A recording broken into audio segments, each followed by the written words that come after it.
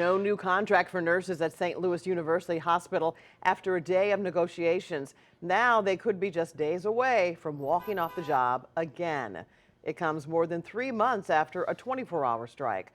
New tonight, Laura Barcheski talked to a nurse who say their demands are not being heard.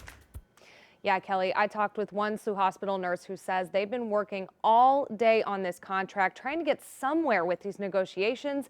And while they've made some progress, there's still a lot of work to do to make it a safer environment for them to work in. SSM Health St. Louis University Hospital nurses have been without a contract for 6 months now. Union Steward Sarah DeWilde says it's only been getting harder to keep going.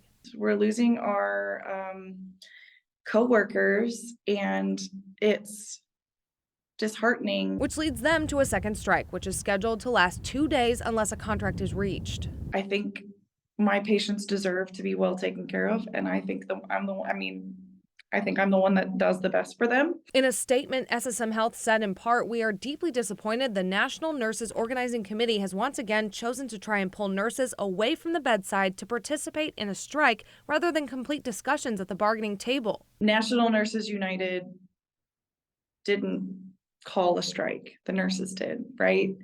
And we don't want to go on strike. We want to get the contract done. DeWilde says in contract negotiations, they've signed off on some things like health benefits. However, the bigger issues still have a ways to go, specifically when it comes to traveling nurses. We got to quit outsourcing our staff. We have got to maintain and keep the nurses that we have. So retention is another huge one.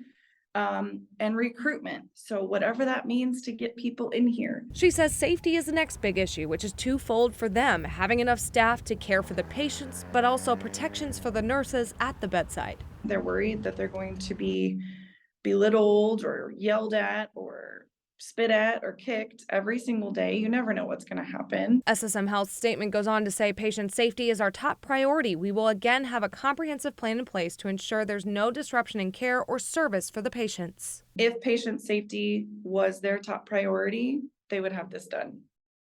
After a long day of negotiations, still at this hour, SLU nurses don't have a contract, and you can read the entire statement from SSM Health on KSDK.com.